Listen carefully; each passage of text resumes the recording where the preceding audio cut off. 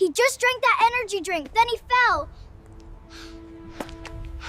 That's my son. Please, someone help him. Logan Mercer, a cleantech CEO with a warm, guarded smile, steps into a bright Boulder Robotics expo to cheer his son. Sirens slice the room. Aiden drops, monitors scream. A thin boy in a threadbare hoodie pushes in, clutching a brass compass. "Torsades, give magnesium," he says. Logan reads the engraving. "Find North, L and M." His missing sister's mark. Who is this boy, and what will he change? The morning light in Boulder was the kind that sharpened edges, the kind that made every decision feel visible.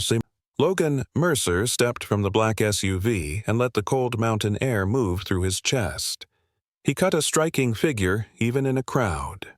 Deep blue eyes, dark brown hair with elegant gray threaded through and swept neatly to the side. A strong, square jawline, thick eyebrows, and a warm, confident smile that put strangers at ease. Tall, muscular, broad-shouldered, V-shaped through the chest. The navy suit was custom, the white shirt crisp, the red tie steady at his sternum like a promise he intended to keep. He paused on the curb and looked up. The flatirons rode the horizon like whalebacks, snow clinging in seams of shadow. Inside the Civic Center, banners for the City Robotics Expo waited, fluttering in a draft. Northline Renewables, his company, had helped pay for the event. Grid-scale wind farms, battery storage that bridged night and morning. 3 states leaned on systems he had fought to build, sometimes at the cost of sleep, sometimes at the cost of peace. His driver's door clicked shut. "You want me to circle, sir?" Logan nodded. "Give me 3 hours." He slipped a hand to his inner pocket. The brass was cool against his fingertips, the hinge smooth from years of handling. He brought the compass into the light and let it rest in his palm. The lid had a shallow dent near the rim, a tiny crescent like a soft bite. He pressed it open with his thumb. Inside was the engraving he knew by heart. Find North, L and M. A long time ago, he had leaned over a jeweler's counter to get it right. L for Logan, M for Mia. He could still hear the soft tick of the shop clock, the smell of metal polish, the way his sister pretended not to tear up when he clicked the lid shut and slid it into her hand. "Find North, okay? If you get lost." "I'm not the one who's lost," Mia had said, smiling, chin lifted in a dare. He closed the compass now and felt the old ache reach for him. 12 years since the night she walked out. They had argued in the kitchen of their childhood home, voices low but sharp, the way you fight when you know a door is closing. He had said, stability. She had said, freedom. He had said, stay. She had said, let me breathe. He had made a poor brother's mistake, letting pride do the thinking in place of love. The photo inside his desk still sat under a paperweight, protected like a fragile seed. Mia, in a wool cap, cheeks flushed, a baby boy balanced at her hip, both of them squinting into winter sun. He had never met the child. He had never been Uncle Logan in the simple, everyday ways. No birthday breakfasts, no scraped knee bandages, no tiny hand pressed into his. Work had grown. The company had become a language he could speak without stuttering. But there were sentences he had never formed, apologies he had never voiced. A vibration tugged his attention back to the day. His phone flashed a text from Aiden. "Ready, we're at booth 14. Drones charged." Logan smiled. His son at 9 had a habit of underlining every message with quiet confidence. He typed back, "Walking in. Proud of you." He slipped the compass into his pocket and rolled his shoulders. He told himself that today was about simple things. Cheer for Aiden. Thank the teachers. Shake the hands that kept kids curious. He would walk the floor and keep the cameras at a distance. Elena from communications would run interference. He would be a father first, a CEO second. "Sir," Elena called, jogging from the glass doors, tablet tucked to her chest. "Local press in the lobby. They want 2 minutes on camera. We can decline." "Let's pass," he said, easy smile in place. Today is for the kids. They moved together through the revolving door. Warm air hit his face, filled with the clean smell of gym varnish and cardboard and hot coffee. The expo hummed. A drone whirred overhead, neat and steady. Middle schoolers in matching shirts gathered around tables, their laughter bouncing off concrete and metal beams. Aiden's class banner hung like a sail at the far end, bright letters cut from construction paper, taped a little crooked. It made Logan's throat pinch, the way care often does. He checked the time. He checked the exits. He checked the compass again without taking it out, as if the weight answered something in him. He had learned to live with the missing, to treat it like weather, sometimes heavy, sometimes clear. Still, there were days when memory came like a gust through a canyon, sharp at the edges, unavoidable. He drew a breath and let it out slow. "Find north," he whispered, almost a prayer, almost a truce with the past, as he stepped toward the hall where Aiden waited, and the day was about to choose its shape. The expo floor glittered with banners, strings of LED lights, and the nervous energy of kids showing off months of tinkering. Logan scanned the booths, smiling at the crooked posters, the cardboard dioramas of wind turbines, the small hands adjusting propellers. He spotted his son at the booth 14. Aiden, sleeves rolled up, safety goggles slightly too big for his thin face. The boy's dark hair stuck up in tufts, his grin wide as he held the controller for a small turbine repair drone. Logan felt pride pinch his chest. He remembered late nights at the kitchen table. Aiden bent over schematics, his small fingers smudged with graphite, determination making him look older than his years. "Dad, I wanted to fly straight this time," he had said. Logan had answered softly, "We'll get it there, together." Aiden guided the drone upward, its rotors whirring as it scanned a mock turbine tower. Judges leaned in, impressed. Logan let his shoulders ease. This was one of those moments, ordinary but golden. He clapped lightly, giving Aiden a thumbs up. Aiden glanced back, eyes bright and mouthed, "For Mom." Logan's chest tightened. His late wife had been the one to first place a screwdriver in Aiden's hand, teaching patience through trial and error. Her absence still cut like glass, though Logan rarely let the pain show. The drone clipped the turbine arm, recovered, and hovered steady. The crowd cheered. Then, suddenly, Aiden wavered. His small hands trembled, the controller clattered to the floor. His knees buckled, eyes rolling back as he collapsed. The sound split Logan in half. "Aiden!" His voice tore across the hall. He shoved past the crowd, dropping to his knees beside his son. Aiden's body seized, jerking, foam at the corners of his mouth. Panic surged. The expo lights dimmed in Logan's vision, narrowed to his boy's convulsing frame. "Call 911!" he shouted. Paramedics already stationed at the event bolted forward, kneeling fast. Oxygen mask fitted. Leads stuck to the boy's chest. The monitor beeped sharp, chaotic, each tone a nail driven into Logan's ribs. "Pulse erratic, oxygen dropping," one medic barked. They pushed fluids, epinephrine. The numbers on the screen twisted, jagged, unrelenting. Logan's ears roared, his breath shallow. He wanted to tear the world apart for an answer. "Stay with me, Aiden," he whispered, clutching his son's small hand. "Don't you leave me." The circle of bystanders pressed closer, a wall of murmurs and gasps. Then, through the bodies, a thin figure pushed forward. A boy, 12 at most. In a hoodie worn at the cuffs, jeans patched at the knees. His sneakers flapped, the soles nearly gone. Around his neck, swinging as he leaned, was a tarnished brass compass on a cord. "That's Torsades," the boy blurted, eyes on the monitor's curling waveform. "He needs magnesium now." One medic whipped his head around, glaring. "Step back, kid. This isn't your—" But Logan's gaze had already snapped to the compass, his chest constricted. The dent near the rim, the hinge worn smooth, his breath caught.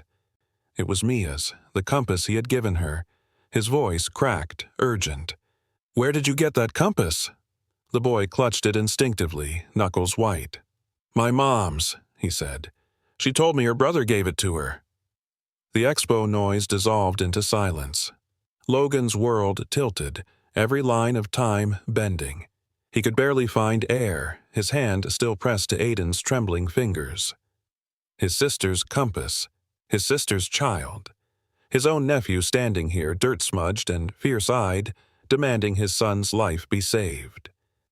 The lead medic hesitated over the crash cart, uncertain. Logan's voice rang, steel slicing the panic. "Push magnesium sulfate, now!" The crash cart drawers rattled as a medic yanked one open, pulling a vial free. Logan's command still echoed in the air, sharp enough that no one dared argue. The syringe filled, the plunger pressed, and clear liquid pushed through the line into Aiden's small arm. Seconds stretched like years. Logan's pulse hammered in his ears, eyes locked on the jagged line twitching across the monitor. His hand squeezed Aiden's, as if sheer force could keep the boy tethered. Then, like a rope tightening, the rhythm straightened.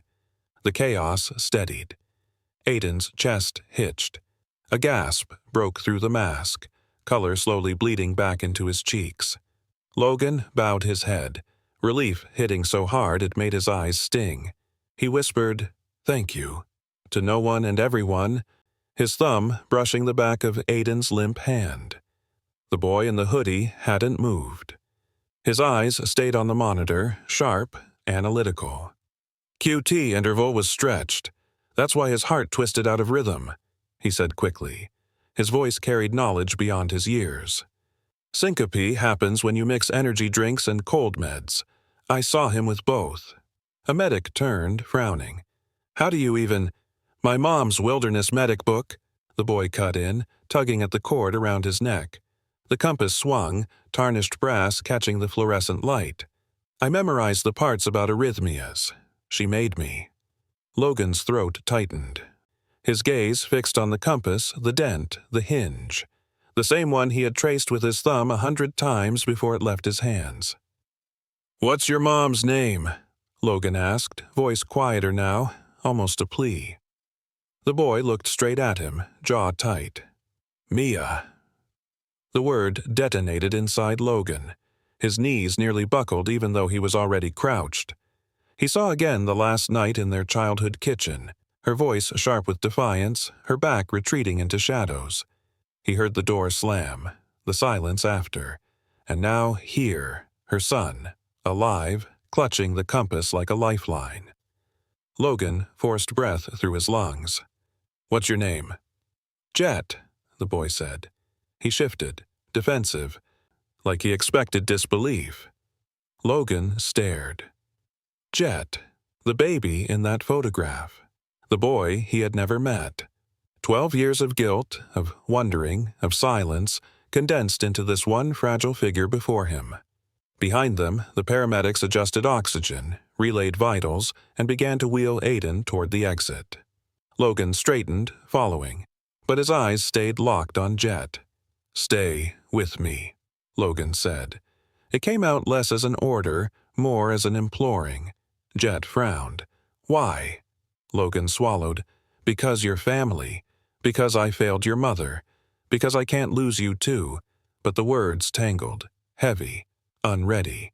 Instead, he just whispered, "Please." Jet glanced down at the compass in his hand, then back up. For a beat. The noise of the expo receded, leaving only the thin thread between them, engraved brass, old promises, and a boy who might be the only living piece of Mia Mercer left. The gurney's wheels screeched against the polished expo floor, paramedics shouting vitals as they rushed Aiden toward the ambulance bay. Logan strode beside them, his hand still on his son's small arm. Every muscle in his body screamed to take control, to fix it, yet all he could do was trust the rhythm on the monitor and the strangers pushing the bed. Then a voice piped up behind him, sharp, certain. "Watch his QT. It'll stretch again if you don't monitor electrolytes." Logan glanced back. Jet, the boy in the ragged hoodie, followed without hesitation, compass bouncing against his chest as he jogged to keep pace. His eyes were locked on the monitor, his expression deadly serious. The lead medic scowled. "Kid, this is a restricted area." But before Logan could speak, Aiden's monitor beeped erratic again. Brief, jagged spikes. Logan's voice snapped like a whip. "Do it! Magnesium drip, continuous. He was right before." The medic's jaw clenched. Seconds later, the line steadied again. Silence fell, heavy with recognition. No one argued after that. Outside, the sharp Colorado sun cut across the parking lot, glinting off snow melting in the gutters. The ambulance doors yawned open. Logan helped lift Aiden inside, his suit jacket catching on the metal edge, tearing slightly. He didn't notice. Jet stood just short of the doors, breathing hard, hands jammed in his pockets like he wasn't sure if he belonged. Logan turned, staring at the boy with the compass. His voice came rough. "How did you know?" Jet shrugged one shoulder, defensive. "I told you. My mom made me read her medic book until I memorized it. Said one day it might matter." His fingers tightened around the compass cord. Logan's gaze dropped again to the brass lid. The dent, the engraving he couldn't quite see from this distance, but knew was there.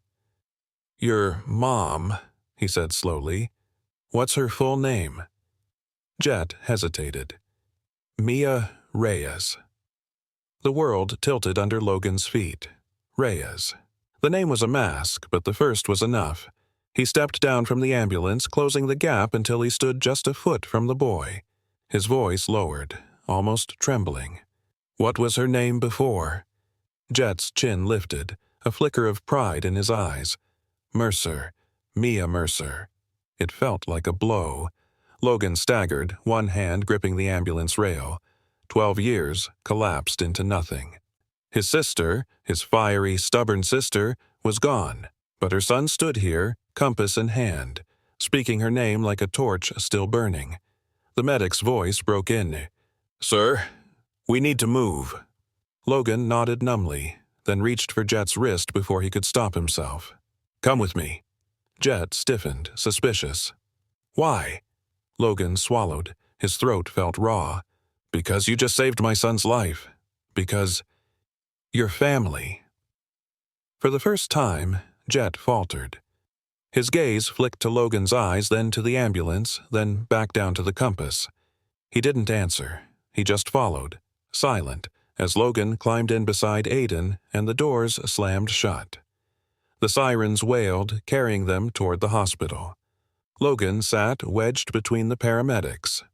His son's small hand in his eyes never leaving the boy across from him. His nephew, though he hadn't said the word aloud yet. The ambulance rocked through Boulder's streets, sirens slicing the mountain air. Logan sat stiffly on the bench, one hand gripping the rail, the other wrapped around Aiden's limp fingers. His boy's pulse had steadied, but every beep of the monitor still made Logan's chest tighten. Across from him, Jet sat pressed into the corner, arms crossed, hood shadowing his face. The compass cord dangled, brass glinting with each sway of the vehicle. He looked out the window, jaw set as if he expected to be thrown out at any second. Logan leaned forward slightly, voice low but deliberate. "Tell me about your mom." Jet's eyes flicked over, sharp and guarded. "Why?" "Because," Logan said, steadying his tone, "if your mom was Mia Mercer, she was my sister." The words landed heavy. Jet blinked, shoulders stiffening. His voice dropped to a near whisper. "She never told me much about her family." Logan's throat tightened. He almost asked why, but the answer sat heavy in his gut. Pride. The rift. Words he couldn't take back. He exhaled, forcing calm. "Do you know what happened to her?" Jet shifted, fingers tightening on the compass. "She volunteered with Mountain Rescue. Said she was good at finding people. Then..." His voice cracked. "There was a fire, apartment building, 2 years ago. They said she didn't make it out." The words sliced clean through Logan. He swallowed hard, memories crashing in. Mia laughing in a climbing harness, chalk dust on her fingers, her voice teasing. "I don't get lost, big brother. I find my own way." And now, gone. Jet looked down, his face tight. "I've been on my own since. Couch surfing, shelters, sometimes out by the old makerspace. It's fine." It wasn't fine, and the thought of this boy, his sister's son, sleeping in alleys while he sat in the glass boardrooms burned like acid. Logan straightened, resolve hardening. "You're not fine. You're 12 years old. You should have someone." The paramedic cut in, adjusting the drip. "Vitals stable. We'll be at the hospital in 2. Logan nodded absently, his mind spinning. He reached into his pocket, pulled out his phone, and shot off a message to a number he hadn't used in years. Find her. Mia Mercer. Any trail. The private investigator he trusted would answer. He had to. The ambulance lurched to a stop. Doors flew open, light flooding in. They wheeled Aiden out fast, Logan striding beside, Jet trailing just behind like a shadow unsure of its place. Inside the hospital, antiseptic air and fluorescent glare swallowed them. Nurses called codes, clipboards shuffled. Aiden was rushed down a hall, monitors still beeping. Logan started after but turned at the last second. Jet stood at the edge of the chaos, compass in hand. Eyes darting as if he expected security to throw him out. Logan stepped toward him, lowering his voice. "Stay close, please." Jet hesitated. "I don't need—" "Yes, you do," Logan cut gently. "And so do I." For a moment, neither spoke.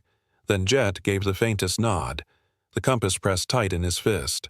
Logan exhaled, the weight of 12 years pressing down and something new rising beneath it. He would not fail twice.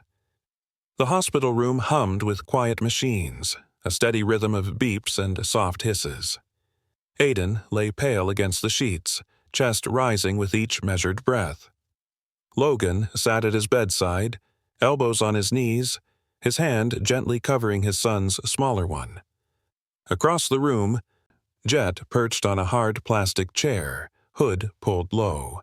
The compass glinted faintly in his fingers, swinging like a pendulum he wasn't sure he could let go of. His eyes flicked from Aiden to Logan, then to the floor. The door eased open. A man in a gray jacket slipped in, moving with the cautious precision of someone who'd learned to stay invisible. Logan straightened. "Marcus," he said, voice clipped but grateful. Marcus set a slim folder on the counter. "You told me to trace Mia Mercer. I started digging the minute your message hit. It's a jagged trail." He glanced at Jet, then back to Logan. "You might want to hear this alone." Logan shook his head. "No. He stays." Marcus hesitated, then opened the folder. "Your sister went by another name, Mia Reyes. She was active with Boulder County Search and Rescue for almost a decade. Volunteer. Skilled. Then 2 years ago, apartment fire, electrical, whole building gutted. She was inside, no record of her making it out." Logan's jaw clenched. Even though Jet had already told him, hearing it confirmed cut deep. His throat worked, words coming rough. "And her son?" Marcus slid a paper across. "Birth certificate, Rowan Reyes. No listed father, no legal guardian after her death."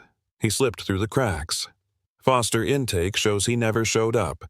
Either he ran, or no one found him." Jet's voice cracked through, low but sharp. "I didn't run. Nobody came, so I figured it out myself." He sat up straighter, chin set like Mia's had once been. "Shelters, garages, friends' couches. I didn't need anyone." Logan turned, the weight of guilt pressing down. "You shouldn't have had to." Marcus cleared his throat. "Sir, one more thing. That compass..." His eyes flicked to Jet's fist. "It shows up in a volunteer log. Mia always wore it. Said it was from her brother. Said it was her north." Logan's breath caught. His own compass, the twin of the one in Jet's palm, suddenly felt like lead in his pocket.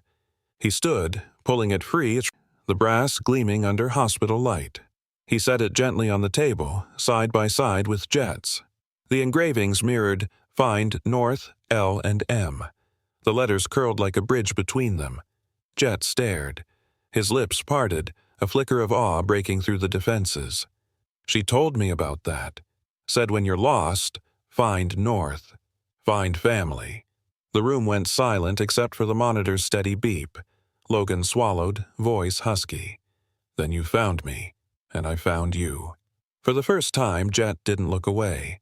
His grip on the compass loosened, his shoulders slumping just slightly, as if carrying something too heavy for too long. Marcus cleared his throat, tactful. DNA will confirm. I can arrange a cheek swab. Logan nodded. His gaze stayed on Jet, the boy's eyes a mirror of Mia's. Do it, he said quietly. Jet hesitated when the swab came, suspicion flashing, but he didn't resist. He held still, then slumped back, eyes drifting to Aiden's steady breathing. Logan sat again, compass under his palm, resolve hardening like steel. No matter what the paper said, he already knew. Jet was Mia's son, his nephew, his responsibility, his family. The DNA report sat on the hospital tray, stark black letters on white. Probability of relationship, 99.98%. Logan's eyes fixed on the numbers, though his breath had already left him when the swab was taken. He hadn't needed proof. Jet's face, the compass, Mia's name spoken like a thread pulled tight across 12 years had already told him. Still, seeing it in writing pressed the truth deep. Across from him, Jet slouched in the chair, hoodie shadowing his eyes. He toyed with the compass, thumb tracing the dent. So, that's it? A piece of paper says I'm yours now? Logan looked up sharply. You're not mine, he said, then softened. You're Mia's, and that makes you family. Jet scoffed, though his voice trembled. Family doesn't disappear for 12 years. The words hit like a blade. Logan leaned back, shoulders heavy. You're right. I failed her. I let pride talk louder than love. And I've lived every day regretting it. His jaw worked, eyes burning. If I'd done things differently, maybe she'd still be here. Maybe you wouldn't have spent nights alone in the shelters. Silence stretched.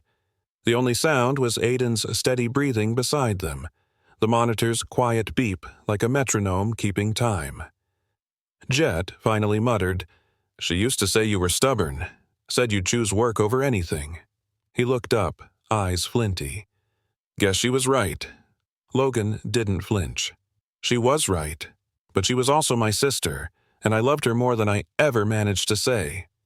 He rubbed his thumb over his compass, the metal warm from his grip. I can't change the years I lost. I can't bring her back. But I can choose differently now. Jet's lips pressed tight, suspicion still there. And what? Drag me into your big house, put me in a suit, smile for your cameras? I'm not some charity case or PR stunt. Logan leaned forward, voice steady, low. I don't want you as a prop. I want you as my nephew, as Aiden's cousin, as Mia's son who deserves better than nights on a concrete floor. His throat tightened. I don't care if the world never sees. I care if you let me try. Jet blinked fast, swallowing, the compass cord winding tighter around his fingers. He didn't answer. He didn't trust yet. The door opened, a nurse slipping in to check Aiden's vitals. Logan stood, giving her space, then turned back to Jet. I'm not going to push you, he said, but I won't let you go back to the streets either. You've carried too much alone. Jet looked at Aiden, pale but safe under hospital lights, then back at Logan.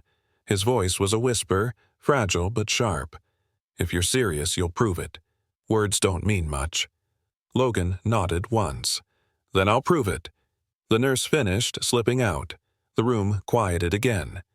Logan rested his compass on the bedside table beside Jet's. The twin engravings caught the light side by side like two halves of a promise long buried. Jet's eyes lingered on them. He didn't move closer, but he didn't pull away either. For now, that was enough. The following evening, Logan found Jet standing alone by the hospital's broad window, the city lights of Boulder flickering against the Black Mountain backdrop. Aiden slept peacefully down the hall, color back in his cheeks, breathing steady. The boy's drone controller sat on the nightstand, a reminder of normal childhood interrupted by fear. Logan approached quietly, his reflection appearing beside Jet's in the glass. For a long moment, he said nothing. He just looked at the boy. Mia's eyes, Mia's stubborn set of the jaw, the compass cord still wound like armor around his neck. Finally, Logan knelt so they were eye level. His voice was low, deliberate. "I can't undo the nights you spent alone. I can't erase the fire that took your mom, or the years I let pride win. But I can choose now, and I choose you." Jet's head turned, suspicion flickering. "You don't even know me." Logan's jaw worked.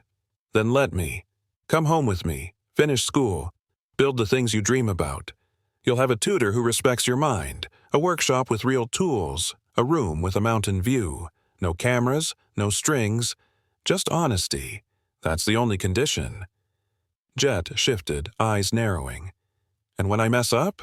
When I don't fit into your perfect life?" Logan's breath hitched, but he held steady. "Then we figure it out.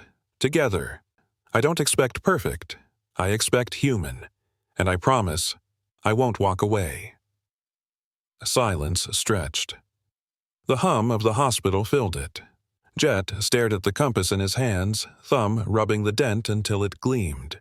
His voice came small but sharp. "She always said, when you're lost, find north, find family. But she never believed you'd come looking." Logan swallowed, guilt clawing hard. "She was wrong about that. I should have come sooner, but I'm here now, and I'll dig as deep as I have to find out what really happened to her. You deserve the truth."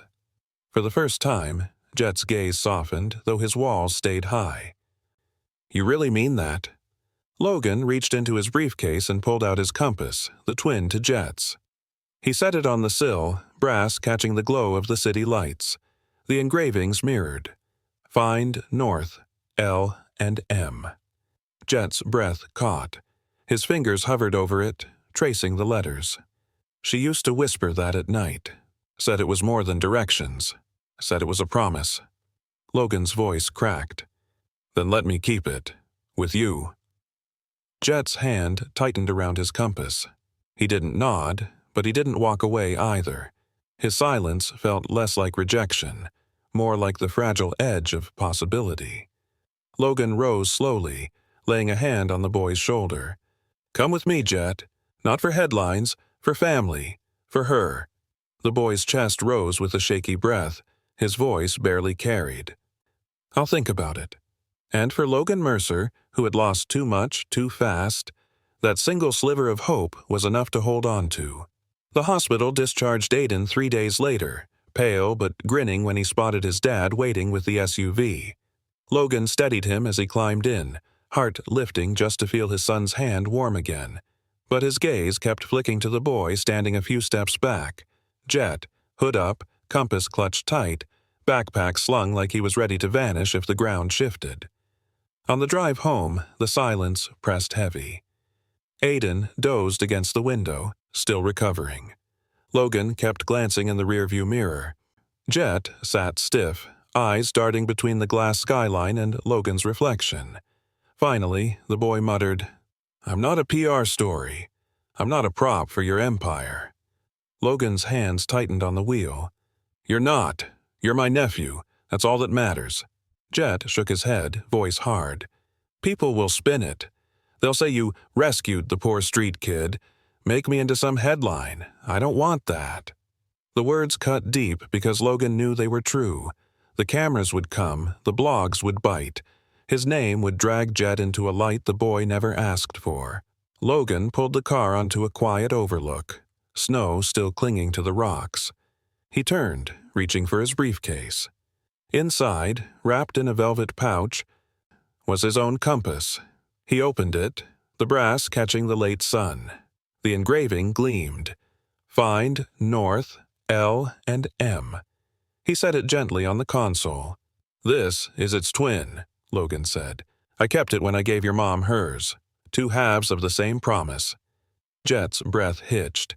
He leaned forward, eyes fixed on the letters. "Mom used to say that, when you're lost, find north, find family."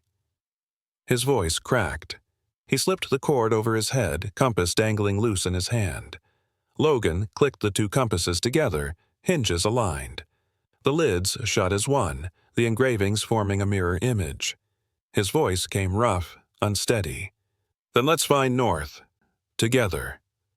Jet stared at the joined brass, lips trembling as if words wanted to come but couldn't. His fingers brushed the engraving, then dropped. For the first time, he whispered, "She believed in this. She believed in you, even when she didn't say it." Logan reached, covering the boy's hand with his own. "Then I won't fail her again. Or you." The car stayed still on the overlook, sun dipping behind the flat irons. Aiden stirred in the back, blinking awake. He looked between them, then grinned weakly. "Hey, cuz?" Jet jerked, surprise flashing. Then something warmer flickered in his eyes. For a heartbeat, the weight of mistrust loosened. He gave the smallest nod, and in that fragile moment, Logan knew. The first crack had opened in the walls Jet had built, and through it, family might just find a way in. The weeks that followed blurred into a rhythm none of them had expected.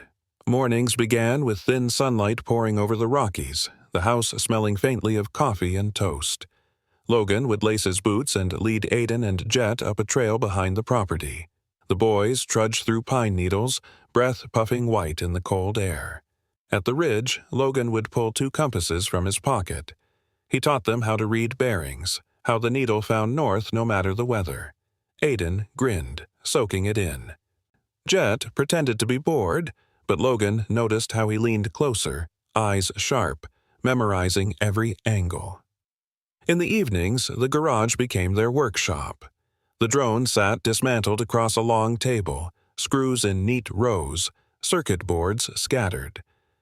Logan showed the boys how to solder clean lines, while Jet surprised him with tricks learned from scavenged parts in alleyways. "You don't need new copper," Jet muttered, steady hands at work. "Salvage the old stuff. Works the same." Aiden laughed. "You're like an engineer MacGyver." For the first time, Jet cracked a smile. It was small, fleeting, but it lit his face in a way that made Logan's chest tighten. He saw Mia in that smile. The fire, the resourcefulness, the quiet pride. One night, they mounted a weather station together on the pine outside Aiden's window. As the sensor blinked alive, streaming temperature data to a laptop inside, Aiden clapped his cousin's shoulder. "Cuz, this is awesome!" Jet froze at the word. "Cuz," but didn't shrug it off. Instead, he whispered, "Yeah, awesome." Logan stood back, watching, a warmth spreading through him he hadn't felt in years. For so long, the house had echoed with absence. His wife gone, Mia gone, family fractured. Now, laughter filled the garage. Footsteps pounded the stairs. Late-night whispers carried under doors. Still, doubts clawed at him. At night, Logan would sit in his study, compass in hand, asking silently if he was enough. Could he keep this fragile trust? Could he protect Jet from the weight of his name, from the glare of headlines? The answer came unexpectedly. One evening, as they packed away tools, Jet lingered. He cleared his throat, eyes on the floor. Then, softly, almost like it slipped out, he said, "Good night, Uncle Logan." The words dropped like an anchor in Logan's chest. Steady, grounding. He froze, then managed a rough, "Good night, Jet." It was a small thing, but for a man who had lost nearly everything, it was also everything. The crack of cameras came first, paparazzi lenses glinting from behind parked cars, then headlines splashing across tablets. "Street Kid Saves CEO's Son." Logan read the words with a knot in his chest. They had Jet's face, pale under his hood, compass dangling. By the second day, an activist blog twisted the story. Northline stages rescue to distract from turbine blade recall. Logan's phone buzzed with board members demanding answers, investors nervous. Worse, saboteurs struck a Northline battery yard outside Denver, flames licking the sky before firefighters contained it. On social media, conspiracy theories spread. Jet wasn't real. He was a plant. At home, Logan found Jet curled in the garage beside his backpack, the soldering iron cold. The boy's shoulders hunched, his eyes red but dry. "You okay?" Logan asked softly. Jet's voice was flat. "They think I'm fake, a prop. Told you this would happen." Logan crouched beside him, jaw tight. "You're not fake, and you're not a prop. You're my nephew, my family. That's all that matters." Jet shook his head, bitterness seeping through. "Doesn't change what people say. Doesn't change that they'll never stop." The words cut because Logan knew the glare of media could crush even grown men, let alone a boy who had lived by hiding. He rested a hand on Jet's shoulder. "Then we'll meet it head on. Not with spin, with truth." But Jet pulled away, curling tighter against the wall. "Truth doesn't matter out there, only clicks." His compass swung from his fist, dent glinting in the dim garage light. Logan swallowed hard, fear clawing in. He had seen deals collapse under rumors, reputations shredded by lies. But this was different. This was a boy, already scarred by loss, now blamed for saving a life. That night, Logan stood by Aiden's doorway. His son slept soundly, the weather station blinking outside the window. Logan whispered to himself, "I can't lose him too." He knew then he had to act, not as CEO, not as strategist, as uncle, as father, as man who refused to let the past repeat. Tomorrow, he would step into the storm. For Jet, for Mia, for the promise carved into brass. Find North. The press conference lights glared hot, but Logan didn't flinch. He stood at the podium, navy suit crisp, red tie steady. Behind him, the Northline logo shimmered against a blue backdrop. Cameras clicked, reporters leaned forward, waiting for him to spin. Instead, he set a brass compass on the podium. The gesture silenced the room. His voice came low, steady, carrying the weight of truth. 2 weeks ago, my son's life was saved by a boy most of you have already judged. His name is Jet. He is my nephew. He is not a prop. He is not a headline. He is family. The murmurs rose, but Logan lifted his hand. And this story isn't about image. It's about action. Too many children collapse in gyms, classrooms, auditoriums. Too many staff aren't trained or equipped to respond. That ends now. He unveiled the North Clinic's initiative, funding emergency training for 1,000 school staff, placing AEDs and stocked carts in every public gym, creating a youth course called First Responder Basics.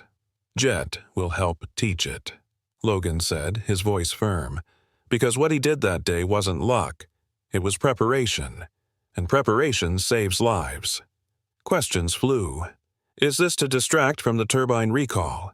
Is Northline covering up safety failures? Logan didn't dodge. Our recall is under independent review, with full transparency. No cover-ups. Accountability comes first. When it ended, he walked off stage, compass still in hand. Reporters shouted, but he didn't turn back. Outside, Jet waited by the SUV, hood up, shoulders tense. "Why'd you tell them?" he muttered. "Because hiding isn't the answer," Logan said gently. "You're more than their noise, and the world needs what you know." Jet scowled, but his grip on the compass loosened. "If this blows up in your face, it's on me." Logan shook his head. "No. If it blows up, it's on me. You're just being who Mia raised you to be. Brave." For the first time, Jet didn't argue. He just stared at the compass as if daring it to point the way forward. The trail overlooked Boulder Valley, dusk painting the sky in strokes of violet and gold. Logan stood with Jet at the edge, the wind tugging at their jackets, the mountains rising like guardians behind them. Aiden leaned against the rail nearby, still recovering but grinning, proud to be out of the hospital. Logan pulled something from his pocket, a new brass compass, gleaming in the fading light. He pressed it into Jet's palm. Inside the lid, fresh engraving curved across the metal. Find North, L and J. Jet blinked, fingers trembling. You made this for me? Logan nodded, his throat tight. Your mom carried hers, I carried mine. Now this one is ours, a promise that we won't lose each other again. He reached into his briefcase, pulling a leather journal embossed with MM. And this was hers. I kept it safe. It's yours now. Jet's breath caught as he ran his hand over the worn cover. For the first time, his eyes shone with something unguarded. Hope. And one more thing, Logan added, holding out a badge etched with the Northline logo. Workshop Lead. Youth Lab. You've got a place at Northline, building what you love, teaching what you know. No one can take that from you. Jet stared, compass in one hand, journal in the other, badge glinting between them. His voice cracked. Why are you doing all this? Logan's answer came rough but steady. Because you found North when I couldn't. You brought us home. Aiden stepped closer, looping an arm around Jet's shoulders. Told you, cuz. You belong here. Together, they announced the Fine North Circle, a weekly group for boys who loved to build, solder, code, or carve. Each would be paired with mentors, given tools, and taught that resilience mattered as much as blueprints. Jet's lips curved into the first real smile Logan had seen, a smile that carried Mia's fire and his own quiet relief. For the first time in 12 years, the Mercer family felt whole again. The mountain sky burned orange and lavender as the sun dipped behind the pines. On a trail, overlooked just outside Boulder, wind tugged gently at the flannel hoodie on Jet's back and ruffled Logan Mercer's neatly combed hair. Aiden stood beside them, gripping a small weather sensor in one hand and blinking into the sunset. Logan crouched down beside a weathered boulder. In his hand was a small box, black walnut wood, hand-carved. He opened it. Inside lay a custom-forged multi-tool engraved along the spine. Build what lasts. Jet's eyes widened, but Logan wasn't done. From his jacket pocket he pulled something else, a new brass compass, polished and sturdy. The lid gleamed in the fading light. Logan flipped it open. Inside the lid, a new engraving read, Find North, L and J. Jet blinked hard. He didn't speak. I didn't want this to be about erasing the past, Logan said quietly. I want this to be about building forward, together. He handed Jet a soft, leather-bound journal, Mia's initials embossed in the corner with fresh pages inside. Beneath it, a Northline ID badge. Workshop Lead, Youth Lab. His name printed cleanly. No pseudonyms. Aiden clapped. He's official now, he shouted. Jet looked down at the compass, tracing the new letters with his thumb. You found North, Logan said. When I couldn't. You brought us home. Jet sniffed and nodded. You remembered how the hinge sticks. That compass got me through every hard night after Mia left, Logan said. And now you've brought it full circle. Together, the three of them stood, side by side. Behind them, the pine where they'd mounted the micro-weather station caught the wind, the tiny anemometer spinning steadily. I want to give something back, Jet said quietly. Not a handout, a place. Logan nodded. You're already doing that.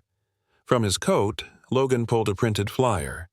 Find North, a maker and mentor circle for at-risk youth. It was Jet's idea. Pair kids like he used to be with adult mentors who knew how to build.